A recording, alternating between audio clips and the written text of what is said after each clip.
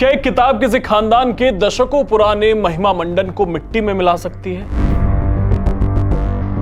राहुल गांधी संसद में जिस नैतिकता की चादर ओढ़कर बैठते हैं, भाजपा सांसद निशिकांत दुबे ने उस चादर को एक झटके में खींच लिया है।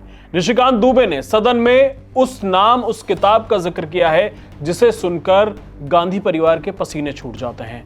एमओ मथाई उनकी किताब है reminiscences of the Nehru age. Nishikant Dubey ने संसद में जैसे ही मथाई की किताब के चैप्टर 29 शी का जिक्र किया, कांग्रेस के बड़े बड़े दिग्गजों के पसीने छूट गए। आखिर कौन था यह शख्स और उसकी उस किताब में ऐसा क्या है जिसे नेहरू से लेकर सोनिया गांधी तक ने दुनिया की नजरों से छिपाकर रखा? मथाई कोई ऐरा गैरा नहीं था। वो 1946 से 1959 तक नेहरू का परम वफादार और स्पेशल असिस्टेंट था। नेहरू के घर तीन मूर्ति भवन में परिंदा भी पर मारता था तो मथाई को खबर होती थी। उसने 1978 में अपनी यादें लिखी, लेकिन उस किताब का चैप्टर 29 कभी जनता तक पहुंचने ही नहीं दिया गया। निशिकांत दुबे ने जिस शी चैप्टर की ओर इशारा किया है उसकी एक पीडीएफ हमें मिली है, क्योंकि जब ये किताब शुरू में छपी थी तब से ही इस पर विवाद हो गया था। उसके बाद इसे वापस ले लिया गया था, लेकिन उस दौर में जो छपी थी उसकी एक पीडीएफ हमें मिल चुकी है। उसमें मथाई ने इंदिरा गांधी के साथ अपने 12 साल लंबे गुप्त शारीरिक संबंधों का कच्चा चिट्ठा खोला था। मथाई ने लिखा कि वो और इंदिरा न केवल एक दूसरे के प्रेमी थे, बल्कि इंदिरा अपनी जिंदगी का हर फैसला मथाई की सलाह से लेती थी। मथाई ने इस चैप्टर में यहां तक दावा किया कि इंदिरा गांधी के जीवन में कई ऐसे पुरुष आए जिनसे उनके संबंध रहे, लेकिन मथाई के साथ उनका रिश्ता सबसे गहरा था। मथाई ने दावा किया कि 1946 से 1959 तक उसके और इंदिरा गांधी के बीच बेहद करीबी शारीरिक संबंध थे।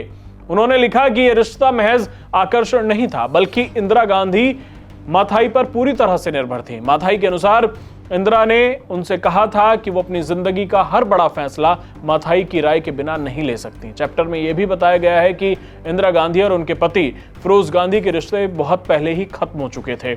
दोनों अलग अलग कमरों में रहते थे।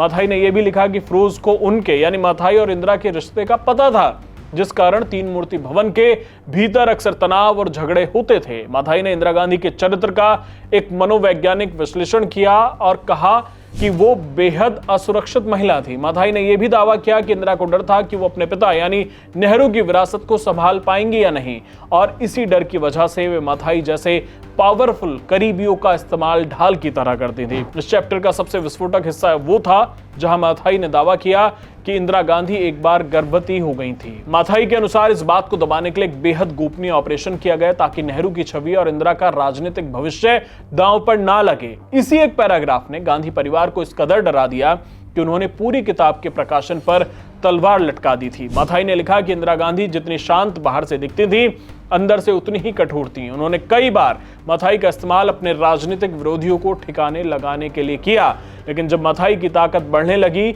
और नेहरू को उन पर शक होने लगा तो इंदिरा ने बड़े ही ठंडी चालाकी के साथ मथाई को किनारे कर दिया। 1978 में जब यह किताब छपने वाली थी तो इंदिरा गांधी ने अपनी पूरी कानूनी टीम लगा दी।